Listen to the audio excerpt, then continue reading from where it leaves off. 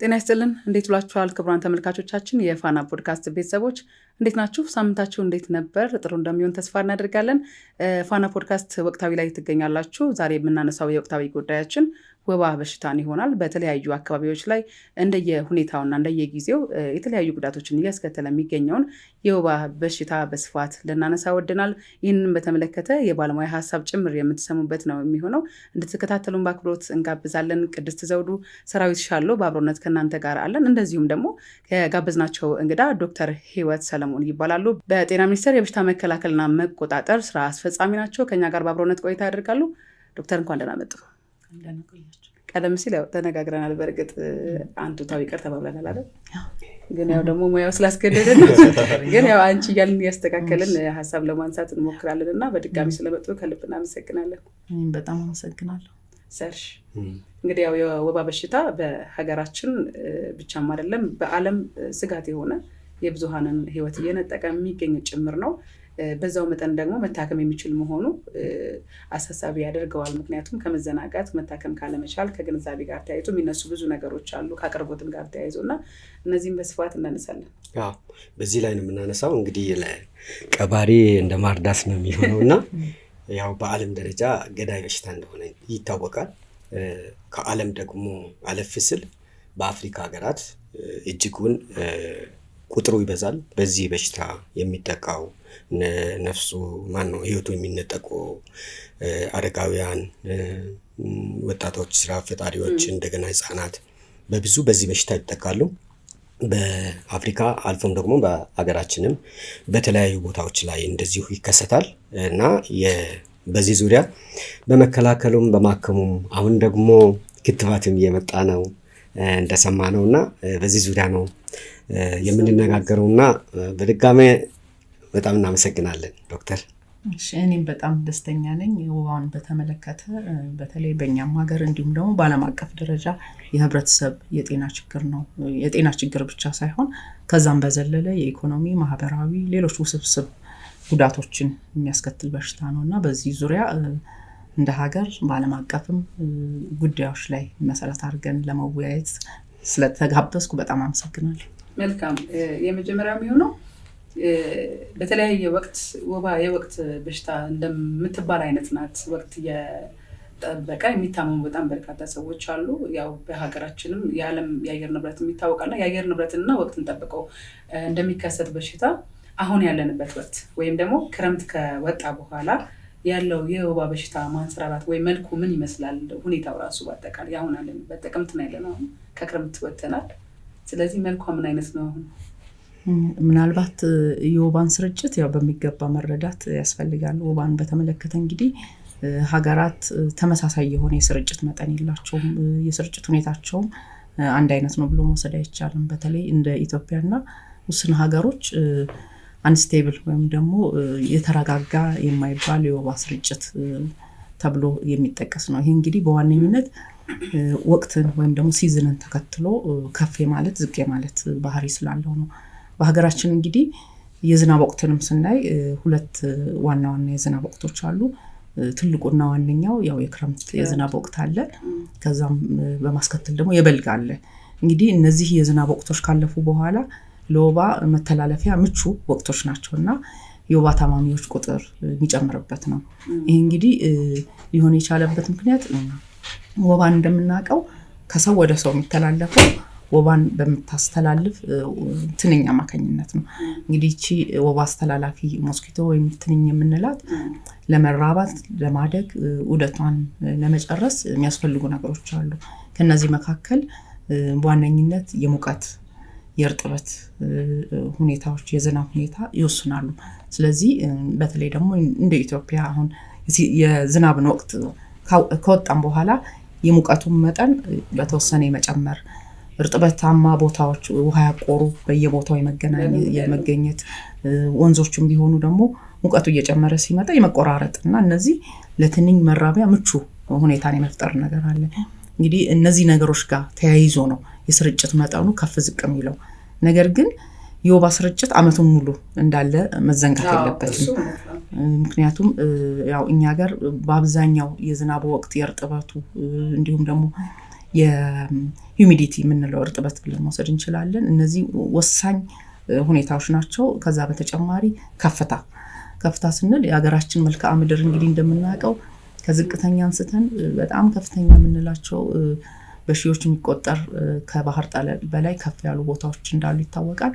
በእነዚህ መካከል ለወባ ስርጭት እንግዲህ ምቹ ነው የምንለው ከፍታቸው ከ2000 ሜትር በታች በአብዛኛው ብለን መውሰድ እንችላለን። ዝቅ ያሉ እነዚህ ቆላማና ቆላማ ነክ የሆኑ አካባቢዎች ላይ ነው። ይሄ እንግዲህ ይወስነዋል ማለት ነው። ሌሎች ሀገሮች ላይ ስናይ ግን በአብዛኛው በተለይ ዌስት አፍሪካን ስናይ የተወሰኑ ምዕራብ ምስራቅ አፍሪካ ሀገራት ስቴብል የስርጭት ሁኔታቸው አመቱን ሙሉ ከሞላ ጎደል ተቀራራቢ የሆነ የስርጭት ሁኔታ አለ። እንግዲህ የማይራራቅ ማለት ነው። ስለዚህ የስርጭት ሁኔታቸው ወጥነት ያለው ተብሎ ይወሰዳልና የሀገራችንን የወባ ስርጭት በእጅጉ የአየር ንብረት ሁኔታ፣ የዝናብ ሁኔታ በዋነኝነት የሚወስነው ነው። ከዚህ በተጨማሪ ደግሞ የመልክዓ ምድር አቀማመጥ ወሳኝነት አለው። ከዚህ አሁን ከመልካም አሁን እንደተገለጸው ማለት ነው የስርጭቱን መጠን ቀንሶ ነበረ። አሁን ሲታይ እንደገና በዛ አካባቢ ላይ እንደገና ያገረሸ የሚሄድበት ሁኔታ ይታያልና አሁን በየአካባቢው የዚህ የወባ በሽታ ስርጭት ምን ደረጃ ላይ ነው ያለው? መጠኑስ እንዴት ይገለጻል? ቁጥራዊ መረጃዎችንም በዚህ ማንሳት እንችላለን ካለንበት ወቅት አንፃር።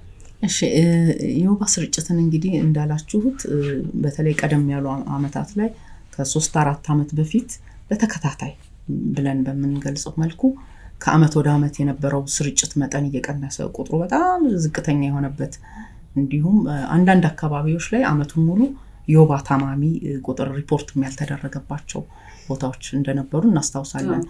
ነገር ግን በተለይ የባለፉት 3 አመታት ላይ ይሄ ነገር የተቀየረበት አመታዊ የወባ ታማሚዎች ቁጥር እየጨመረ የመጣበት ሁኔታ አለ። ምናልባት ለዚህ በርካታ እንደ ምክንያትነት የሚጠቀሱ ነገሮች አሉ።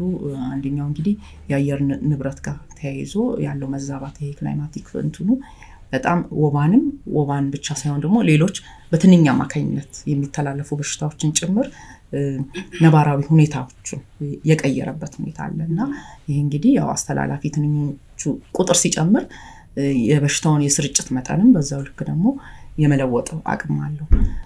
ከዚህ በተጨማሪ በዓለም አቀፍ ደረጃም የዓለም ጤና ድርጅት በየአመቱ እንግዲህ በዓለማችን ወደ 83 የሚሆኑ ሀገራት የወባ ስርጭት አለባቸው። ወባ ላይ ደግሞ በሚሰራም ስራ በሚታይ መልኩ ወባን በመቀነስ ያለውን የወባ ስርጭት በዛ አካባቢ ላይ ያለውን በመቆጣጠር ወባን የሚያጠፉ ሀገራት አሉ። የቅርብ ጊዜም ደግሞ ትዝታ አፍሪካ ሀገሮቻችን ላይ እንደዚሁ ይሄንን ያሳኩ ሀገራትም አሉ። የኛም እኮ የጠፋ ነው በሚባል ደረጃ ላይ ደርሶ ነበር ቀደም ሲል ነበር። ግን ያው ያሉ ሁኔታዎች ደግሞ የባለፈው 2-3 አመታት ላይ የነበረው ለወባ በጣም ምቹ የሆነ ነገር ነበር። አንደኛው ክላይሜት ነው። ከዛም በተጨማሪ ደግሞ ሌሎች ማህበራዊ ጉዳዮችን ማንሳት እንችላለን። መዘናጋቱን ማንሳት እንችላለን። ወባን እንግዲህ ለመከላከል ለመቆጣጠር ብዙ ስራዎች ነው የሚሰሩት። ከነዚህ መካከል የትንኝ ቁጥጥር ስራ ላይ እንግዲህ ትኩረት ተደርጎ ይሰራል። ትንኝን ተቆጣጠርን ማለት ስርጭቱን ለመግታት ትልቅ አቅም የሚፈጥር ነገር ነው። ከዚህ በተጨማሪ በወባ የታመመን ሰው ደግሞ ፈጥኖ ሕክምና መስጠት ይሄም አንዱ ስርጭቱ ላይ ትልቅ አስተዋጽኦ ያደርጋል። ከዚህ አንፃር እንግዲህ የወባ አስተላላፊ ትንኝ ላይ የነበሩ ሁኔታዎች ምቹ ናቸው ብለን የምንወስደው ነው። የዝናብ መቆራረጥ አለ። አልፎ አልፎ ደግሞ ረዘም ላለ ጊዜ ዝናብ ያላገኙ አካባቢዎች በዚህ ጊዜ እንግዲህ በተለይ ወንዞች መቆራረጥ ለወባ ምቹ የሆነ ሌላው ደግሞ የሙቀት መጠን የእርጥበት መጠንም እንደዚሁ እነዚህ ሁሉ ተደማምረው አንደኛ የወባ አስተላላፊ ትንኝን ቁጥር ከመጨመር አንፃር እገዛ ያደርጋሉ። እንዲሁም ደግሞ የሙቀት መጠኑ በሌላ በኩል የወባን አምጪ ህዋስ ፓራሳይቱን ዑደት የማገዝ ነገር አለ እና እነዚህ በሁለቱም ላይ እንግዲህ የራሳቸው የሆነ አስተዋጽኦ ያደርጋሉ ማለት ነው። ትንኛንም ከመጨመር እንዲሁም ደግሞ የስርጭት ሁኔታውን የፓራሳይት እድገቱ በተለይ ደግሞ በአስተላላፊ ትንኛ ሆድ ውስጥ ብለን መውሰድ እንችላለን። ሞስኪቶ ጋት ውስጥ ያለውን ዑደት ፈጥኖ ከነበረበት የሚጠበቅበት እንግዲህ የዑደት ሂደት አለ። ያንን የማሳጠርም አቅም አለው። በዚህ በተጨማሪ እንግዲህ ወባን አስፈላጊው ህክምናን በአግባቡ ካላደረግን የወባ አስተላላፊ ፓራሳይትን ያው በህብረተሰቡ መካከል እንዲቆይ ያደርጋል፣ ስርጭቱን ይጨምራልና እነዚህም አንዱ ምክንያቶች ሊሆኑ ይችላሉ። በአጠቃላይ በዓለም አቀፍ ደረጃ የዓለም ጤና ድርጅት መረጃም እንደሚያሳየው ከአመት ወደ አመት ያለውን በተለይ የቅርብ ጊዜ ሪፖርት እንግዲህ 2023 ወርልድ ማሌሪያ ሪፖርትን ስናየው ወደ 240 ሚሊዮን በላይ አዳዲስ የወባ ታማሚዎች እንደተመዘገቡ የሞት ምጣኔውም ደግሞ ወደ 600,000 የሚሆን ነው።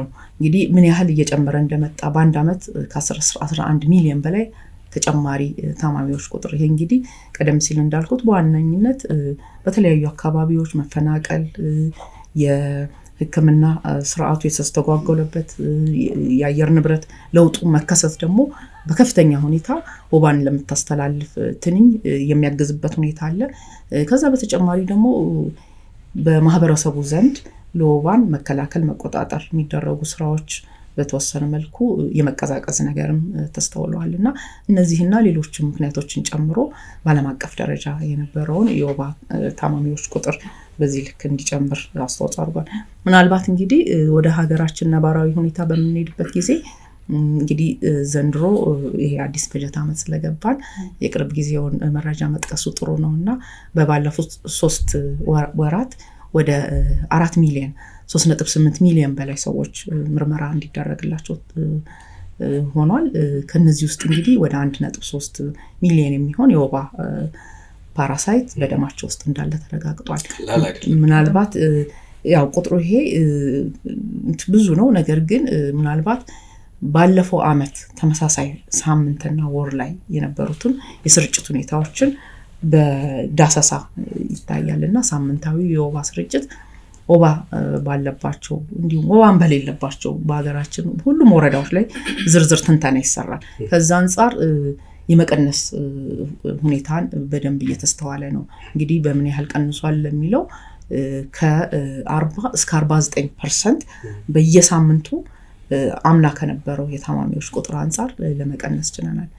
ምናልባት እንግዲህ ለምን የሚለውንም ማንሳት ይቻላል። እንትኑም ላይ አሁን በተለያየ መንገድ ማንሳት ይቻላል። ለመከላከል የሚሆን እንደገና ደግሞ በእናንተም በኩል በሚደረጉ እገዛዎች የጸረ ወባ መድኃኒት ርጭት አለ። ደግሞ ህብረተሰቡ የራሱን አካባቢ ራሱ እንዲጠብቅ ለወባ በሽታ የሚዳርጉ ነገሮችን እንዲቀንስ በማድረግ በመከላከል ላይ በጣም ውጤታማ ሆኗል። በተለያዩ በወባ በሚታወቁ አካባቢዎችም ቀንሷል። ይህንን እኛም በምንሰራባቸው ቦታዎች ላይ እንገነዘባለን። ነገር ግን አሁን ያለው በፊት በተለመዱ አካባቢዎች ላይ የመጨመር የመከሰት ነገር ይታያል። ይህ ከምንድን ነው ተብሎ ይታሰባል? እናንተ ቢያንስ ያያችሁት ነገር ወይም በጥናትም ሊሆን ይችላል ካለው ሁኔታ ያገኛችሁት ነገር እስኪ አዲስ ደግሞ ለህብረተሰባችን የምንለው ነገር ካለ ተለዋዋጭ ባህሪውን ማለታችን።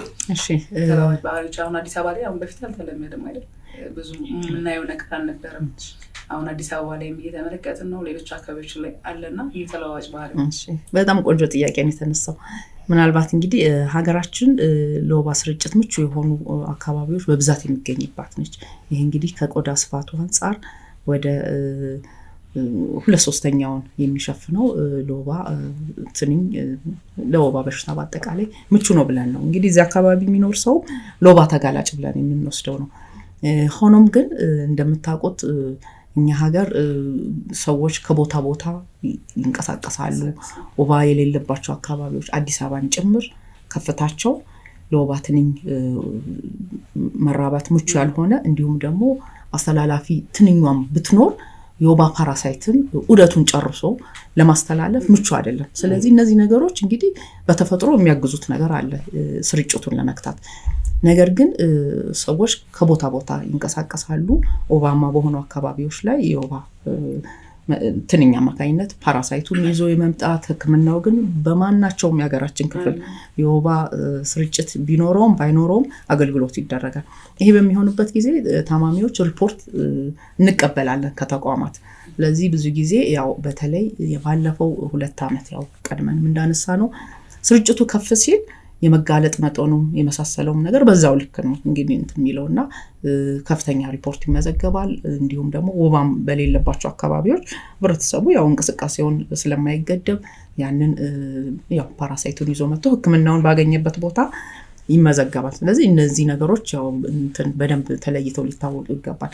ነገር ግን የወባ ስርጭትን በምናይበት ጊዜ በተለይ የአየር ንብረት ለውጥ ጋር ቁርኝት አለው። አሁን የዝናብ ሁኔታ፣ የሙቀት እንዲሁም ደግሞ የሂዩሚዲቲ ምክንያቱም አሁን ሂዩሚዲቲ የምንለው የእርጥበት ሁኔታ በቂ አስፈላጊውን የሂዩሚዲቲ መጠን ካላገኘ ትንኙ ረጅም እድሜ ቆይታውም ያጥራል እንዲሁም ደግሞ ሰርቫይቫል የመኖር አቅሙን ያዳክማል፣ ይጠፋል። ቴምፕሬቸር ደግሞ የምንለው አለ በተለይ ከ20 እስከ 30 ዲግሪ ሴልሺየስ ላይ በጣም ጥሩ ለስርጭት ለፓራሳይቱም ለትንኙም እነዚህ ነገሮች ሲሟሉ ከፍ ያለ የሙቀት መጠንም ፓራሳይቱንም እንደገናም ትንኙንም ላይ አሉታዊ አስተዋጽኦ ይኖረዋል። ይሄም ያግዛል ማለት ነው። ከፍ ሲልም አይፈለግም ያው እንትን ይላል ስርጭቱም ዝቅተኛ ሆኖ አሁን በጣም ከፍተኛ በረሃማ በሆኑ ቦታዎች ላይ ሰርቫይቫሉ ጋር አብሮ ስለሚሄድ ይሄን ማየት እንችላለን። ነገር ግን አሁን እነዚህን ቦታዎች ሆኖ እንግዲህ ትክክለኛ የአማርኛ ቃል ስላላገኘው ኢኮሎጂ ምንለው አለ። አሁን ለምሳሌ አንድ አካባቢ ላይ ሆኖ በጣም ማይክሮ ሌቭል የራሱ የሆነ ኢኮሎጂዎች ይፈጥራሉ። እነዛን ሁሉ ተጠቅሞ ግን ትንኙ የመራባትም ነገር ሊኖር ይችላል። ዞሮ ዞሮ ግን በትልቁ የምናይ ከሆነ የሙቀት መጠን ተመጣጣኝ መሆን አለበት ምቹ ለመሆንና እነዚህን ግምት ውስጥ በደንብ መግባት ይኖርበታል። ምናልባት ግን አልፎ አልፎ ደግሞ የአየር ንብረት ለውጥ በተለይ ኤሊኖ ሲዝን ሲሆን በእነዚህ ጊዜ ግን የወባ አሁን ለምሳሌ ከፍታ በጣም ይወስነዋል ብለናል። 2000 ሜትር እና ከዛ በላይ ብዙ ምቹ አይደሉም። ነገር ግን ከፍ ብሎ የመታየት ነገር እንትን ይላል። ይሄ አሁን የመቆየት ወይም ሰስቴን አድርጎ ስርጭቱ ባይቆይም ነገር ግን ከፍ ብሎ መልሶ እንትን ያለ ይሄ አንዳንድ ጥናቶችም እንደተባለው ይነሳሉ። ሃይላንድ ወይም ደግሞ የደጋ ወባ የመከሰት ሁኔታ ነው ከክላይሜት ጋር አብረው የሚሄዱ ናቸው። ነገር ግን መረሳት የሌለበት ወባን ብቻ ሳይሆን ሌሎች በትንኝ ምክንያት የሚከሰቱ በሽታዎች አሉ። ተላላፊ በሽታዎች እንደ ደንጊ ፊበር የምንለው ቺኩንጉንያ ያው ስማቸው እንግዲህ ያው በሀገራችን ስለሌለ እንዲሁም የየሎ ፊበር ያው የሎ ፊበር ቢጫ ወባ እንላለን እንጂ የተለየ ነው። የሎ ፊበር ይለያል፣ አስተላላፊ ትንኙም ይለያል። አሁን ይሄ አኖፊለስ ስፒሺሶች አኖፊለስ ዝርያ ያላቸው ትንኞች ናቸው። ያኛው ግን ኤደስ ሞስኪቶ ምትባለች። ለነዚህ እንደ የሎ ፊበር፣ ቺኩንጉንያ፣ ደንጊ ፊበር የመሳሰሉት ተመሳሳይ ቬክተር ነች። የተለያዩ ፓራሳይቶችን ካገኘች የማስተላለፍ አቅም አለትና ዞሮ ዞሮ ትንኞቹ ያው ከውሃ እና ቅድም ያነሳናቸው እነዚህ የክላይሜት እውነታዎች ጋር አብረው የስርጭት ሁኔታቸው ከፍ ይላል። በዚህ አጋጣሚ እንግዲህ እዛ አካባቢ ላይ ያለው ህብረተሰብ በቂ የሆነ ሕክምና አግኝቶ ፓራሳይቱን ማጥፋትና መቆጣጠር ካልተቻለ ስርጭቱ ዑደት ይቀጥላል ማለት ነው። እንደው ከዚህ በፊት በነበረው አካሄድ እየቀነሰ የመጣባቸው ምክንያቶች አንድም የግንዛቤ ስራው፣ ሁለትም ሕክምናው ሰውም እየነቃ መምጣቱ ትልቅ አስተዋጽኦ ነበረው ብሎ መናገር የሚቻል ይመስለኛል። ብዙ ሰው ስለ ወባ ብዙ ግንዛቤ ነበረው። በዛ መጠን ደግሞ ራሱን ለመከላከል ከሕክምና ባለሙያዎች የሚሰጡ ምክሮችን ብቻ ሳይሆን ግብአቶችን፣ አጎበርን፣ ኬሚካል ማስፈጨትን፣ የውሃ ማቆር መከላከል፣ ይሄ ማዳፈን የመሳሰሉ ነገሮች ሲደረጉ አስተውላለሁ። በተለያየ ዘገባዎች ስንወጣ ሰው በጣም ነቅቶ ነበር ማለት ይችላል። እና ይህን ሁሉ አድርገን አሁን ወባ እንዲሆናለች የሚሉ የሆነ አይነት ሀሳቦች ነበሩ። በዚህ 2 ዓመት ውስጥ በተለይ በጣም የምንሰማቸው ነገሮች ነበሩ። እነዚህ ደግሞ ጉዳታቸውን በዛው ልክ ነው የሚሆነውና ቅድም የአየር ንብረት ለውጥ አንድም ተጽዕኖ ነበረው ብለናል። መዘናጋትም ነበርን ወይ የሚል ጥያቄ እኔጋም ነበርና ከዚህ ጋር ተያይዞ ለመከላከል የተሰሩትን ስራዎች አያይዘን ብናነሳቸው መልካም ይሆናል። ስርጭቶቹን የአጎበር ስርጭትም ሊሆን ይችላል፣ የኬሚካል ርጭቱም እነዚህ ያልተቋረጡ ሲሆኑ ነው በሽታውን መከላከል የሚቻለው ይመስለኛልና እዛ ላይ ያለው ስራ ምን ይመስላል እስቲ? በትክክል ነው። አሁን ወባን ለመከላከል ለመቆጣጠር እንዲሁም ብሎም ለማጥፋት ነው ስራዎች የሚሰሩት። በዓለም አቀፍ ደረጃ ተፈትነው እንግዲህ እነዚህ የተሻለ ውጤት ያመጣሉ የተባሉ ኢንተርቬንሽኖች ወይም ደግሞ ስራዎች ይሰራሉ። ከዚህ አንፃር የትንኝ ቁጥጥር ስራው እንግዲህ አንዱ ጉልህ ድርሻ ያለው ነገር ነው። ከዚህ በተጨማሪ በማህበረሰቡ ዘንድ ግንዛቤ መኖር ብቻ ሳይሆን የባህሪ ለውጥ እንዲያመጣ የሚሰራው ሌላው ከህክምና አንፃር ነው። በቂ የሆነ ምርመራ እንዲሁም ደግሞ ወባ እንግዲህ የተለያዩ መድኃኒቶችም አሉና እነዚህንም ማሟላት ያስፈልጋል። የባለሙያ አቅምም በዛ ልክ መጠናከር ይኖርበታል። ምክንያቱም በየጊዜው የተለያዩ አድቫንስድ የሆኑ ስለ ምርመራው ብንል አማራጭ መድኃኒቶች የመሳሰለው ላይ ግንዛቤ ሊኖር ይገባል። ከዛ በተጨማሪ ሀገራችን እንግዲህ ያው የኛን ሀገር ስፔሲፊክ አድርገን ብንዳይ የስርጭት መጠኑ በእኩል ደረጃ አይደለም፣ በጣም ልዩነት አለ። ከዚህ አንፃር እንግዲህ በየተወሰነ ጊዜ 2-3 ዓመቱ ኢትዮጵያ ውስጥ ያሉን ወባማ አካባቢዎች ወባማ የማይተላለፍባቸውን ጭምር ወረዳና ከወረዳ በታች ያለ የስርጭት ሁኔታቸውን ዝርዝር ትንተና ይሰራና ማፕ ይደረጋል ወይም በደንብ በካርታ ተሰርቶላቸው ይሄን አይነት የመከላከል ስራ ይሄን አይነት ኢንተርቬንሽን በዚህ ቦታ ላይ ደግሞ ይሄኛው የተሻለ አዋጭነት አለው የሚል በጣም ዝርዝር ነገሮች ይሰራሉ። እነዚህ እንግዲህ መረጃን መሰረት በማድረግ ጥናቶችን በሀገር ውስጥ በተለይ መሰረት ያደረጉ የህክምና የምርመራን እንዲሁም ደግሞ እንግዲህ ይሄን ህክምና ምርመራ ሲባል እንግዲህ የምንጠቀምባቸውን መሳሪያዎችንም ጭምር ማለት ነው። ለምሳሌ የወባን መመርመሪያ ከምንጠቀምበት ነገሮች መካከል ላቦራቶሪ ውስጥ በማይክሮስኮፕ የሚደረግ ልየታ አለ።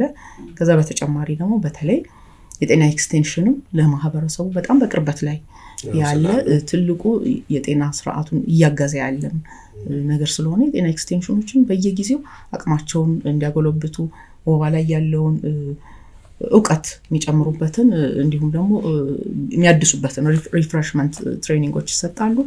ለውጦችም ሲኖሩ ያን ማሳወቅ ነገርና ፈጣን መመርመሪያ መሳሪያ ነው የሚሰጣቸው። ያንን ወዲያው በጣም በአጭር ጊዜ ውስጥ ናሙና ከወሰዱ በኋላ ወባ ያለበትን የሌለበትን ያን ብቻ ሳይሆን ወባ የትኛው የወባ ፓራሳይት ነው ያለውና ለዛም ደግሞ አስፈላጊ የሆነ የሚመለከተውን ህክምና ለመስጠት የሚያግዝ ነገር ይሰራል። እንግዲህ እነዚህን ሁሉ ነገሮችን መሟላት ይኖርባቸዋል። ስርጭቱን መከላከል መቆጣጠር ብቻ ሳይሆን ማጥፋት ላይ የሚደረገውን ስራ ለማገዝ ምናልባት እንግዲህ ሌላው ለምን ጨመረ ለተባለው እንግዲህ እነዚህ ነገሮች ሳይጓደሉ መኖር ይኖርባቸዋል። አልፎ አልፎ የግብዓት ስርጭት ላይ ክፍተቶችን ተስተውሏል በተወሰኑ አካባቢዎች ላይ። አንዳንድ አካባቢዎች ላይ ደግሞ ተፈናቃይ ወገኖችም ያሉበት ላይ በተለይ ከደጋ ወደ እነዚህ ወባማ አካባቢዎች ሲመጡ የሰውነት መከላከል አቅምም እንግዲህ አንዱ ይወስነዋል ማለት ነው። ኢሚኒቲ ጋር የሚሄድ ነገር አለ። ሌላው አገልግሎትን ሳይቆራረጥ ማድረግ ነው። እንግዲህ እነዚህ ነገሮችን ለማሳካት በጣም ርብርብ ተሰርቷል ብዬ መውሰድ እንችላለሁ። በተለይ ባለፈው አመት የወባ ስርጭታቸው እንደ ሀገር 76% የሚወስነውን እንግዲህ ወደ 222 ወረዳዎች ነበሩ ኮንትሪቢዩት ሲያደርጉ የነበሩ። እነዛ ላይ በጣም ከፍተኛ የሆነ ርብርብና ጥብቅ ክትትል ተደርጓል። ማህበረሰቡን ድጋሚ ከማንቃት አንጻር በጣም መዘናጋቶችን አስተውለናል። ምሳሌ መጥቀስ እችላለሁ። አንዳንድ የእንሰት ተክል በብዛት ያለባቸው አካባቢዎች በጣም ለመኖሪያ ቅርብ በሆነ ነገር ግን የወባ አስተላላፊ ትንኟ እጭ ላርቫ ኑሮ እነዚህን ያለማየት እንዲሁም ደግሞ እዛ ውስጥ መራባ ጀምሯል ማለት ነው። ይራባል ይይዛልና እነዚህ ስርጭት ይሄን እንግዲህ ቶሎ ቼክ እያደረግን በቀላሉ ማፍሰስ የመሳሰለውን ነገር ማድረግ አለብን። እንግዲህ ምናልባት በወረዳና በቀበሌ ደረጃ የሚደረገው የመከላከል ስራ እንዳለ ሆኖ ደግሞ ማህበረሰቡ በጣም ቁልፍ እገዛ ሊሰጥ ይችላል። እንግዲህ ይሄንን እንዲሁም ደግሞ እነዚህ ውሃ ሊያቆሩ የሚችሉ ቦታዎች ባይዘው የጎማ አሮጌ እቃዎች ምናምን ከመንገምተው በላይ ስርጭቱ ላይ አስተዋጽኦ አላቸው። ከተሞች አካባቢ ጭምር የውሃ እጥረት ሲኖር ውሃን የማጠራቀም ነገር አለ። በቤቶች ላይ ጣሪያ አካባቢ ላይ አሸንዳዎች እንደዚህና እነዚህን ቼክ አድርገን እንትን ስንል በጣም የስርጭቱን ሁኔታ ከማውረድ አንጻር እገዛ። ስለዚህ መዘናጋቱ ለሚለው በሚገባ የተስተዋለ ነው። ይህን ለመቅረፍ እንግዲህ በተለይ እነዚህ 222 ወረዳዎች ላይ ከፍተኛ ርብርብ ተሰርቷል። በተሰራውም ርብርብ ለውጥ መጥቷል። አሁን ምናልባት ስርጭቱን ስናይ ቀላል አይደለም። ከ40 እስከ 49 እስከ 50% ቀንሶ ማየት ማለት ስርጭቱን ባለፈው አመት ይሄንን እንግዲህ ለማገዝም ወደ ማህበረሰቡ በጣም በመጠጋት ተቋም ላይ ብቻ መጥተው ሰው ህክምናን እንዲያገኝ አይጠበቅም ነበር። ማህበረሰቡ የሚሰባሰብባቸውን ግንዛቤ መስጠት፣ ምርመራን ማድረግ ከዚህ አንፃር እንግዲህ 27 ሚሊዮን ሰዎችን በባለፈው አመት ብቻ ምርመራ ማድረግ ይሄ 27 ሚሊዮን እንግዲህ ቁጥሩ ምናልባት እንግዲህ 3 እጥፍ በላይ የሄደበት ነው። እንግዲህ ይሄን ለማሳካትም ግብአትን ማሟላት፣ ሀብትን ማምጣት የመሳሰለው ነገር ብዙ ዋጋ ተከፍሎ የመጣ ውጤት ነው ብዬ አስባለሁ። አሁን ዘንድሮ በተመሳሳይ ወቅት ላይ እንደዚህ የወባ ሁኔታ ከመጨመር ይልቅ ከባለፈው አመት እየቀነሰ ጥሩ ነገር ግን ያው አሁንም ቢሆን ብዙ መዘናጋት አያስፈልግም። ያለንበት ወቅት ስንጀምርም እንደተናገርነው ዝናብ ወቅት ትልቁን ያሳለፍንበት ነው። በአብዛኛው ሀገራችን ክፍል የዝናብ ወቅታቸውም የተለየ አካባቢዎች እንዳሉ መዘንጋት የለበትም። በልግ ላይ ከፍተኛ የዝናብ መጠን ያገኙ አካባቢዎች አሉ። ስለዚህ እነሱንም ታሳቢ ያደረገ የትንኝ ቁጥጥር ስራ ይሰራል። ስለዚህ በዋነኝነት ርጭት የሚደረግባቸው ርጭት ሁሉም ቦታ ይደረጋል። ለርጭት የሚመረጡ አካባቢዎች አሉ በመስፈርት አሁን 2017 ላይ እንግዲህ ወደ 177 ወረዳዎች ላይ ነበር የተደረገው። ዘንድሮ እንግዲህ ከፍ ብሎ ወደ 217 ወረዳዎች ላይ በቤት መጠን እንግዲህ ስናይ ወደ 3 ሚሊዮን ቤቶችን ለመርጨት ነው። እንግዲህ ይሄ ከፍተኛ ቁጥር ነው። በዚህ ላይ ደግሞ መዘንጋት የሌለበት መንግስት ለወባ መከላከልና መቆጣጠር የሚደረገውን ስራ በእጅጉ ትኩረት ሰጥቶ ሀብትን ከመመደብ አንፃር ለምሳሌ ርጭት ከሚደረግበት እንግዲህ በጣም ውድ ኬሚካሎችን ነው የምንጠቀመው። ወደ 62% ድርሻ የያዘው በመንግስት በኩል ሙሉ ለሙሉ የሚሸፈኑ ናቸውና ይሄን ብቻ አይደለም፣ አጎበር ግዥም ላይ ብዙ ስራ ተሰርቷል። እንግዲህ ዘንድሮ ወደ 13 ሚሊዮን በላይ የመኝታ አጎበሮችን ነው ግማሽ የሚሆኑትን ወደ ማህበረሰቡ የማሰራጨት ስራ አሁንም እየገቡ ያሉ አጎበሮች አሉ። እንግዲህ እስከ ዲሴምበር 2-3 ወር ውስጥ እነዚህን ሙሉ ለሙሉ በተቻለ መጠን ወደ ማህበረሰቡ ከገቡ በኋላ ለማሰራጨት ነውና በርካታ ርብርብን ተሰርቷል። የዘንድሮንም የወባ ዋነኛ መተላለፊያ ወቅት ያው በዚህ መልክ ነው ዝግጅቱ ቀድሞ። ምክንያቱም እነዚህ ግብአቶች ኦልሞስት ከአንድ አመት በፊት ነው ቀድሞ ግዢያቸው የሚታዘዘውና በዓለም አቀፍ የግዢ ሂደት የተለያዩ ሀገራትን በተመሳሳይ በተለይ እንግዲህ የአጎበር ምትክ አጎበርን የመስጠት አመት ላይ ቀላል አይደለም። ሀገራችን ኢትዮጵያ 13-14 ሚሊዮን የመኝታ አጎበር በአንድ አመት ማሰራጨት ማለት በዓለም አቀፍ ደረጃ ፕሮዳክሽኑ አቅርቦቱ አሁን ባለንበት ሁኔታ ደግሞ የመኝታ አጎበር ከዚህ ቀደም የምንጠቀምበት አይደለም። 2 ጥምር ኬሚካሎችን የያዘ በስሙ ዱዋል ማለት 2 ማለት ነው። አክቲቭ ኢንግሪዲየንት ያላቸው 2 ጥምር ኬሚካሎች ማለት ነው። እንግዲህ የትንኝ የኬሚካል መላመድን ለማቆም በሚል የመጣ ስራ ነው። ያው አዲስ አይነት አጎበር ነው። አዲስ ቴክኖሎጂ ነው። በጣም ውድ ነው። በዋጋም ደረጃ 3 እጥፍ ነው ከቀደሙና ከፍተኛ ሀብትን እና ኮሚትመንትን የሚጠይቅ ነገር ነው። ከዛ በተጨማሪ ለምርመራ የምንጠቀምበት ፈጣን መመርመሪያን ሙሉ ለሙሉ እንግዲህ 2 አመት እየሆነ ነው የቀየርንበት ነው። እዛም ላይ እንግዲህ የወባን አጠቃላይ ቁጥጥር መከላከል ማጥፋት ስራ ስንሰራ በጣም ጥብቅ የሆነ መረጃን መሰረት ያደረገ ስራ ነው የሚሰራውና ይሄን መሰረት በማድረግ የፈጣን መመርመሪያ አርዲቲውንም የመቀየር ስራ ተደርጓልና እነዚህ ነገሮች እንግዲህ ያው እንደ ተጨማሪ እገዛ እየሰጡ ያሉ ጉዳዮች ናቸው ከማህበረሰቡ ጋር ከመሰራው ስራ በተጨማሪ።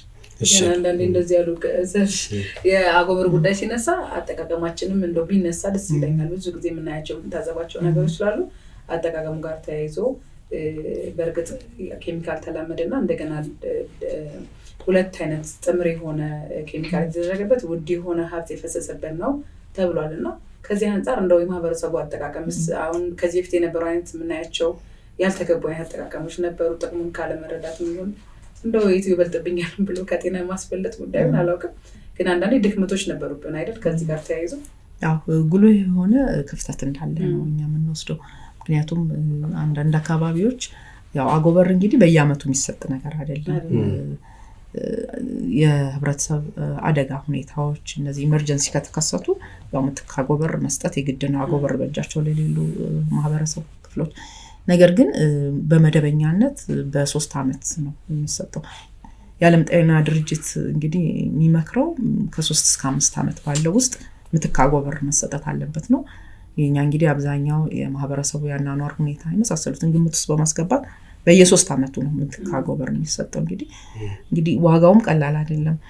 እስከ 40 ሚሊዮን የአሜሪካ ዶላር ያህል ኮስት የሚያደርግ ነው። ይሄን እንግዲህ አንድ የመተካት ስራ ስንሰራና ከፍተኛ ሀብት ነው የሚወጣው እና ማህበረሰቡ ጋር ደርሶ በአግባቡ ጥቅም ላይ ሳይውል ሲቀር ደግሞ በጣም ነው ሪሶርሱን መባከን እንዲሁም ደግሞ ህብረተሰቡ ለወባ የመጋለጥ ነው እና ይሄንን በጣም የማስተማር ስራ አሁን ቢሆን ያስፈልጋል። አንዳንድ ቦታዎች ያው ቤት ለቤት እኛም ዳሳዎችን እንሰራለንና የመኝታ አጎበርን ሳጥን ውስጥ ማስቀመጥ አዲሱ ነው ማለት አለመጠቀም ይሄን ብዙ ጊዜ እናያለን የተለያዩ ቦታዎች ላይ። አልፎ አልፎ ደግሞ አዲስም ቢሆን ላልተገባ ለምሳሌ የግብርና ግብአቶችን እንደዚህ የመሰብሰቢያ የተለያዩ ነገሮችን መሸፈኛ ማጠራቀሚያ እንደዚህ ሆኖ ይገኛልና ይሄን እንግዲህ ወባ ላይ እንደ ሀገር ትልቅ ህልም ይዘን ነው እየሰራን ያለው ያንን ወደ እውነት ለማምጣት እንግዲህ በዓለም አቀፍ ደረጃ የዓለም ጤና ድርጅትም ሌሎችም በዓለማችን 2030 ላይ እንግዲህ በጣም አሁን ኦልሞስት እየደረስን ነው ወባን የህብረተሰብ ጤና ችግር እንዳይሆን የሚል መቆጣጠር ብቻ ማጥፋት የሚለው ማጥፋት ሲባል እንግዲህ ስርጭቱ አሁን አንድ አካባቢ ላይ ተነስቶ ስርጭት እንዳይሆን የሚል ነው እንዳይዛመት የሚሰሩ ስራዎችን ለማገዝ እንግዲህ አንዱ የትንኝ ቁጥጥር ስራ ነው። ይሄን እንግዲህ ሌላው የቤት ውስጥ ኬሚካል ርጭት ይደረጋል። እንግዲህ የቤት ውስጥ ኬሚካል ርጭት ሲደረግም ያ ኬሚካል የመግደል አቅሙን ይዞ እንዲቆይ መቀባት ቀለምም ወይ ደግሞ እነዚህ አንዳንድ አካባቢዎች ለበትም የተለያዩ ነገሮችን ለማስዋብም ሲባል የሚደረጉ ነገሮች አሉ ከተረጨ በኋላና ይሄ እንግዲህ ኬሚካሉን አቅሙን ያዳክማል ማለት ነው። ይሄን መደረግ የለበትም። ሌላው ደግሞ የትንኝ ላርቫ ቁጥጥር ስራ ላይ ኬሚካልም አለ የምንጠቀመው በተለይ ከተሞች ላይ ሊፋሰስ ልናስወግደው ምንፈልገውን የውሃ አካል ይሄንን ኬሚካል የማከም ስራ ይሰራልና ይሄንን በተከታታይነት መሰራት ይገባዋል። እዚህ ላይ እንግዲህ ማህበረሰቡን በጣም በቅርበት የዚህ ስራ አካል እየተደረገ የተሰራ ነው። ጤና ኤክስቴንሽን እና በማህበረሰቡ መካከል ደግሞ እንደዚሁ አጋዥ የሆኑ ሌሎች አካላትም የዚህ ስራን አካል በማድረግ እና እነዚህ ነገሮች እንግዲህ ተቀናጅተው አንድ ላይ ሲመጡ ነው ወባ ላይ ትርጉም ያለው ስራ የምንሰራውና እንዳየነው የክትትል ሁኔታው በተለይ ደግሞ በባለፈው የወባ ታማሚ ቁጥር ከፍ ሲል በአብዛኛው ሀገራችን ክፍል ላይ በቁርጠኝነት ስራዎች ተሰርቷል። ሲሰራ እንግዲህ አመራሩን በተለይ በቅርበት የመከላከሉን ስራ ማህበረሰቡም ላይ የሚሰሩ ስራዎችንም ሲያይና ያው እገዛ ሲሰጥ ብዙ ለውጦችን ማየት ይችላልና ባለድርሻ አካላት ላይ ይሄንን አይነት ኮሚትመንት ሊቀጥል የሚገባል። ይሄን ካደረግን እንደ ሀገር እንዲሁም ደግሞ በዓለም አቀፍ ደረጃ ወባን ተቆጣጥረን ማሳካት የሚገባንን ግብ ከማሳካት አንፃር የሚገድበን ነገር ብዙ ያለ ነገር አይመስለኝም። ምክንያቱም አስፈላጊ የሆኑ የመከላከል የቁጥጥር የሕክምና የምርመራ የመሳሰሉትን ነገሮችን እንደ ሀገር ማሟላት ይችላልና ነገር ግን አጠቃቀማችን የመሳሰለው ነገር በደንብ ከግምት ውስጥ ነው። በ2030 እንግዲህ የወባን የማጥፋት ከዓለም ደረጃ ያንን ታቅዶ ነው እየተሰራ ያለውና በሀገራችንም እንደዚሁ አሁን እንዳነሳሽው በብዙ መንገድ ስራ እየተሰራ ነው። የመከላከሉ ስራ የማጥፋቱ ስራ ከሱ አሁን ተጨማሪም እየመጣ ያለ ነገር አለ። አዋቂዎች ወባ በሽታ የሚከሰትባቸው አካባቢዎች ላይ ለመሄድ ስሉ መድኃኒት የመውሰድ ነገር አለ ለመከላከል።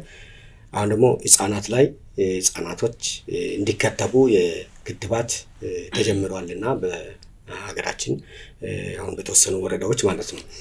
እንግዲህ የክትባቱ ላይ የህብረተሰቡ ይሄንን አውቆ ልጆቹን እንዲያስከትብ ይታወቃል። ያው ህጻናት ናቸው በጣም ተጠቂዎቹ። በወባ በሚከሰትባቸው አካባቢዎች በህጻናት ላይ ይብሳልና ይሄንን የህጻናት ክትባት ህብረተሰቡም አውቆ እንዲያስከትብ እንደገና ደግሞ የክትባት የተያዘባቸው ወረዳዎችና ቀበሌዎችስ አሁን ካለው መጠን ጋር ማለት ነው አሁን የተያዘው ባለፈው በተጀመረው ወደ 58 ወረዳዎችን ይደርሳሉ የተባለው የክትባት ሁኔታ ማለት ነው። ከሱ አንፃር ለማስፋትም ምን የታሰበ ነገር አለ የሚለውን እንደገናም ደግሞ የህፃናት ክትባትን በተመለከተ የተወሰነ ግንዛቤ ለህብረተሰቡ ብንሰጥ መልካም ነው ማለት ነው። እሺ ትክክል ነው። እንግዲህ ወባን ለመከላከል ከምንጠቀማቸው ስልቶች መካከል በዋነኝነት የትንኝ ቁጥጥር ስራ ላይ ያተኮረና እንዲሁም ደግሞ ፈጥኖ ምርመራና ህክምና በማድረግ የወባ አስተላላፊውን ፓራሳይት ማጥፋት ስራ ነው። ከዚህ በተጨማሪ እንግዲህ ለረጅም ጊዜ ወባ ላይ የክትባት ምርምር ሲደረግ ነበር። በዓለም ጤና ድርጅት ሌሎችም ደግሞ እነዚህ የክትባት አምራች ተቋማት ረዘም ላለ ጊዜ ምርምር ሰርተዋል። አጋጣሚ ሆኖ እንደ ፓይለትም የተሰራባቸው የአፍሪካ ሀገራት ናቸው። ጎረቤት ኬንያን፣ ማላዊን እንዲሁም ደግሞ ሞዛምቢክ ሶስቱን ሀገራት ላይ ነበርና እንግዲህ የክትባት ሂደቱን ጨርሶ ለህብረተሰብ አገልግሎት ላይ እንዲውል ካልተሳሳትኩ በፈረንጆቹ 2021 ገደማ ነው የዓለም ጤና ድርጅት ይፋ ያደረገው ወባ ላይ እንደ ተጨማሪ አጋዥ ቱል ሆኖ ክትባት መምጣቱን። ለተባለው የእድሜ ገደብ አለው። ህፃናት ላይ ነው፣ 5 ዓመት በታች የሆኑት ላይ ነው የሚሰጠው የክትባት። እንግዲህ ጠቀሜታው ብዙ ነው ተብሎ ነው የሚታሰበው። አንድም ወባ ቢያዙ እንኳን የተወሳሰበ ሲቪር የምንለውን የወባ ደረጃ የበሽታን ደረጃ እንዳይደርስ ከማገዝ አንጻር፣ ሌላው ደግሞ ከመከላከል አንጻር ነው። እንግዲህ ክትባቱ እንዳለ ሆኖ ግን ሌሎች የመከላከል ጉዳዮች ግን መዘንጋት የለባቸውም። አብሮ እንደ ተጨማሪ አጋዥ ነገር የመጣ ስለሆነ ይሄ ሁለቱም ነገሮች ጎን ለጎን ተጠናክረው መቀጠል ያለባቸው ናቸው።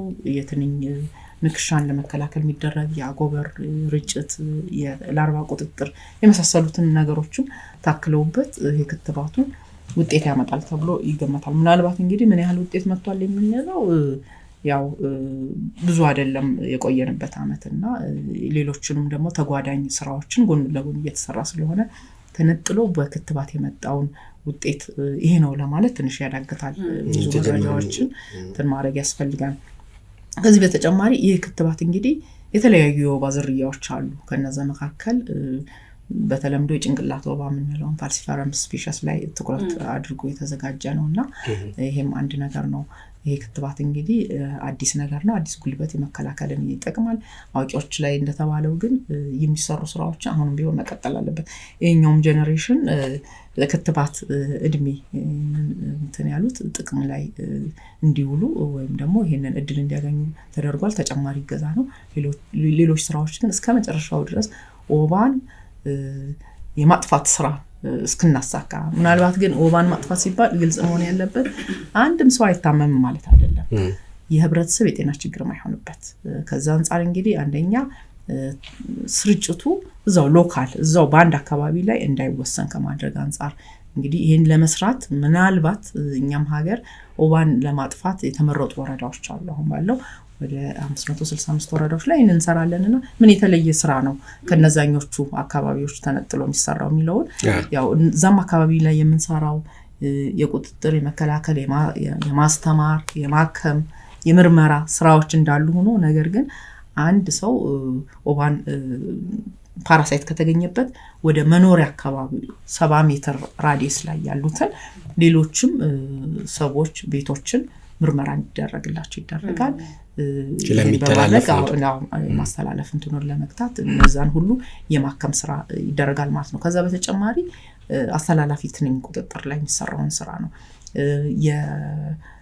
የወባ አስተላላፊ ትንኝ መራቢያ ቦታዎችን የመፈተሽ እንዲሁም ደግሞ አስፈላጊውን የሆነ የቁጥጥር ስራ መስራት ነው። እነዚህ ነገሮች በጣም ሁለቱ በተለይ ወሳኝ የቁጥጥር የማጥፋት ስራዎች ናቸው። ቀጣይ እቅዶችን እናንሳ። በተለይ እንግዲህ በዚህ ዓመት የሚሰሩ ስራዎች ይኖራሉ ብለን እናስባለን። ቀደም ሲል በሰርሻ ያነሳው የክትባት ጉዳይም አለ። ሌሎችም ከመከላከል ጋር ተያይዞ የሚሰሩ ነገሮች ካሉ እነዚህ ማንሳት እንችላለን። ምናልባት ከዚህ ጋር ተያይዞ ባነሳው ብዬ የማስበው ስለ ርጭት ቅድም ስለመከላከል ስናነሳ እንደው ቢመለስልኝ ብዬ ያስብኩ ያለሁት በተለይ ዩኒቨርሲቲ አካባቢ ሊሆን ይችላል። እንደዚህ የወባ ተጋላጭ የሆኑ አካባቢዎች ላይ ያሉ ዩኒቨርሲቲዎች ሊሆኑ ይችላሉ። በብዛት ሰው የሚገኝባቸው ቦታዎች ላይ ቤት ለቤት ከሚረጨው ባሻገር ማለት ነው ለእነሱስ የመከላከል የሚሰራው ነገር ምንድን ነው የሚለውን ከቀጣይ እቅዱ ጋር አያይዘን ማንሳት እንችላለን። ምናልባት እንግዲህ ያው ቀደም ሲል እንዳልኩት የወባ ስርጭት መጠን እኩል አይደለም። ሁሉም ቦታ ላይ ደግሞ ርጭት፣ ሁሉም ቦታ ላይ ደግሞ አጎበር ይሰጣል ማለት አይደለም። ለዛ እንግዲህ መስፈርት አለ። በዛ መሰረት የሚገባቸውን ቦታዎችን አስቀድሞ የማሳወቅ ሀብት ማምጣት የመሳሰለው ስራ ቀድሞ የሚሰራ ነው። ከዛ በተጨማሪ ወባን ለመከላከል ትልቁ ነገር መታከም፣ በጊዜ መታከም። ምክንያቱም ፓራሳይቱን ቶሎ ካጠፋ ነው አስተላላፊ ትንኛዋን ብትኖር ኢንፌክትድ አትሆንም። እሷ ያው ንጹህ የሆነ ደም ይዛ ከሄደች ፓራሳይቱ ከሌለ ስርጭቱ ላይ ያው የሚኖረውን ነገር ይቆርጣል ማለት ነው። ስለዚህ እነዚህን ሁሉ ነገሮችን ነው የምናስበው። ወባን እንግዲህ ለማጥፋት ለመቆጣጠር ስንል ሕክምናን በደንብ ማሰብ አለብን። አቅርቦትን በደንብ ማሰብ አለብን። የሰለጠነ የሰው ኃይልን ማሰብ አለብን። መረጃ ትንተናን ማሰብ አለብን። ሌላው በጣም መነሳት ያለበት በተለይ ደግሞ እንደኛ ሀገር ላለ አንስቴብል የምንለው ወቅትን ተከትሎ የሚከሰት ያው መጠኑ የሚለዋወጥ ተለዋዋጭነት ያለው የወባ ስርጭት ባለባቸው አካባቢዎች የሜትሮሎጂ መረጃዎችን በጣም መጠቀም ያስፈልጋል። በሀገራችን እንግዲህ የሜትሮሎጂ ኢንስቲትዩሽን አለ። እዛ እንግዲህ በየ10 ቀኑ በየወሩ የሚመጡ የሜትሮሎጂ ፋክት እውነታዎች አሉ። የባለፈው 1 ወር ምን እንደነበረ ግምገማ ይቀርባል። እንዲሁም ደግሞ ትንበያዎች አሉ። እነዚህን እንግዲህ መረጃዎችን ከግምት ውስጥ ያስገባ አስቀድሞ የመከላከል ስራ እንዲሁም ደግሞ ወባማ የሆኑ አካባቢዎች ላይ የሚሰራውን ስራ ባለሙያዎችን ተቋሞችን አለርት የማድረግ የማሳወቅ የማንቃት ስራ ይሰራል ማለት ነው። እነዚህ ነገሮች በጣም ቁልፍ ናቸው። በዛ በተጨማሪ ደግሞ የስርጭት ሁኔታቸው በተለይ ከመልክዓ ምድር አቀማመጥ አንጻር የሙቀትና የመሳሰሉትን ጭምር ማለት ነው ከፍ ያለባቸው አካባቢዎች ላይ ጠንካራ የሆነ ስራ ይሰራል። ለምሳሌ የልማት ቀጠናዎችን ማንሳት እንችላለን።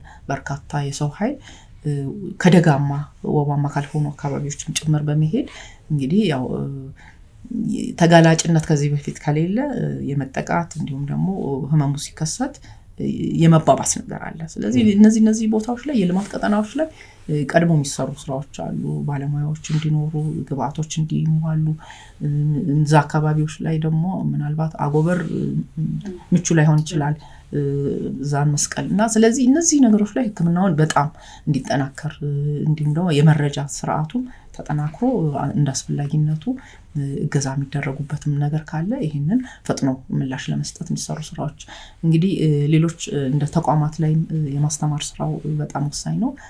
እንግዲህ አንዳንድ አካባቢዎች እስከማውቀው ድረስ ግብአቶችም እንዲሟሉ ይደረጋል። ነገር ግን ያው በጣም መታወቅ ያለበት በየ3 አመቱ ነው አጎበር የምናደርገውና እነዚህን ጠብቆ ማቆየትም አንዱ ቁልፍ ነገር ነው። ምክንያቱም እስከ 40 ሚሊዮን እና ከዛ በላይ ዶላር የሚፈልግን ሪሶርስ እንደፈለግን በየአመቱ ማዘዝም ማምጣትም ያው የምናውቀው ነውና ኢኮኖሚካሊም የሚመከር ነገር አይደለም።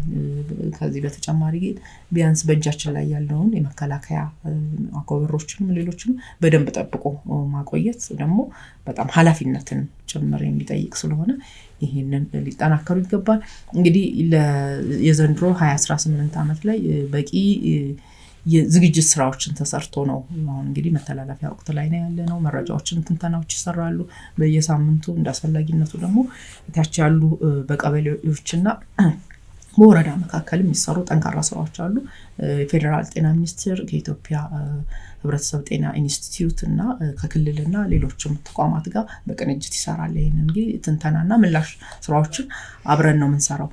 ከዛ በተጨማሪ ለመከላከል የሚያስፈልጉ ቀደም ሲል ብያለሁ 3 ሚሊዮን የሚሆኑ ቤቶችን ለመርጨት ግብአቶች ተሰራጭተዋል። አብዛኛው አካባቢ ላይ የርጭት ስራው ተካሂዶ የተጠናቀቀበት ሁኔታ ነው። ያው ምክንያቱም ቀድመን ነው የመከላከል ስራ የሚሰራውና አጎበሮችም ያው ምትክ የሚያስፈልጉትን ያው የምትክ ስራ እንደ አጎበሩ ምትክ ጊዜ የሚወሰን ስለሆነ እነዚህንም ጨምሮ አሁን ባለው ከ13 ሚሊዮን በላይ የመኝታ አጎበሮችን ምትክ በዘንድሮ አመት ላይ እየሰራ ነው። ቀደም ባሉት 2-3 ወራትም ቀድመን የጀመርነው ስራ ነው። እንዲሁም ደግሞ የላርቫ የትንኛን እጭ ቁጥጥር ስራ እንግዲህ በተለይ በከተሞች ላይ በስፋት ነው የሚሰራው። እነዚህንም አስፈላጊውን ግብአት ስርጭት እንዲካሄድ ተደርጓል። ቀደም ሲልም እጃቸው ላይ ያለ እነዚህን ኬሚካሎች ጥቅም ላይ እንዲያውሉ ነው። ሌላው እንግዲህ መረጃዎችን በጣም ማጠናከር፣ ምክንያቱም ነዋሪውን ህብረተሰብ ብቻ አይደለም፣ አንዳንድ አካባቢዎች ላይ ከፍተኛ ቁጥር ያላቸው ሪፊጂ ሆስፒታሉ ጣቢያዎች እነሱን ጭምር ማለት ነው። ምክንያቱም ወደ ሀገር የተለዩ እንትኖችን የወባ እንትናቸውም ይለያያልና ከዚህም አንጻር አብረን ከሚመለከታቸው አካላቶችም ጋር በመሆን እነዚህም ህብረተሰቦችን ግምት ውስጥ ያስገባ የመከላከል የማከም ስራ በዋነኝነት ይሰራልና በአጠቃላይ ወባን በተመለከተ አሁን ባለው ሁኔታ አስፈላጊ የሆኑ ዝግጅቶችን ተሟልተው ወደ ታች የሚሄዱ ግብአቶችን በስርጭትም ደረጃ ጥሩ በሚባል ደረጃ ነው ብለን የምንልበት ወቅት ላይ ነው ያለነው።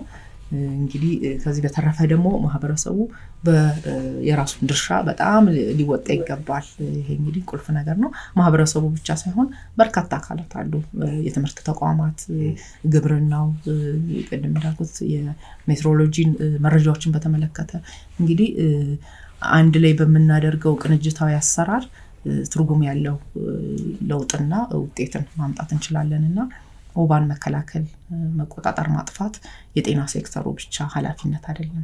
ስለዚህ ሁላችንም የራሳችንን ድርሻ በሚገባ ልክ መወጣት ይገባናል። ያው ለራሳችን ነው ለራሳችን ነው። ታሞ ከመማቀቅ አስቀድሞ መጠንቀቅ ነውና መጠንቀቅ የምንችልባቸው ነገሮች እጃችን ላይ ካሉ አቅራቢያችን ሕክምናው ካለ እንደገና ውሃውን መፍራት እስከቻለን አጉበራችንን ከተጠቀምን እንደተባለው ርጭቱንም እንደዚሁ ማስተረክ ከቻለን የተባለው ማይሳካበት ምክንያት የለም ብዬ አስባለሁ። ስለዚህ ጥያቄ ያለው ጨምሮ በጣም ነው የምናመሰግነው ዶክተር። እንግዲህ ቆንጆ ቆይታ ያደረግነው በዓለም ላይ እንግዲህ ወደ 600,000 ያክል ሰዎችን እየነጠቀን የሚገኝ ነው የወባ በሽታ። ቀደም ሲል ነው ማስተሽፋልና እንደ ዓለም ያለ መረጃ ነው። ይህንን መረጃ መቀነስ የምንችለው እንግዲህ በመጠንቀቅ መሆኑን እናምናለን። ባይ ምስጋናችን ድረስ በጣም አመሰግናለሁ። የተከበራችሁ የፋና ፖድካስት ቤተሰቦች ዛሬ ፋና ፖድካስት በወቅታዊ ጉዳይ ስለ ወባ መከላከልና መቆጣጠር የሚመለከተውን አካል ጋብዞ ይህንን አይነት ውይይት አድርጓል። ጥሩ ጊዜ እንዳደረጋችሁ ተስፋ እናደርጋለን። ቅድስት ዘውዱ እንደዚሁም ሰራዊት ሻለው በውይይቱ አብረን ነበረ። ከዛም ባሻገር ደግሞ በባለሙያነት ዶክተር ህይወት ሰለሞን የበሽታ መከላከልና መቆጣጠር ስራ አስፈጻሚ ናቸው። እዚህ ስቱዲዮ ተገኝተው ከኛ ጋር ቆይታ አድርገዋል። እናንተም ከኛ ጋር ስለነበራችሁ ከልብ እናመሰግናለን። መልካም ምሽት።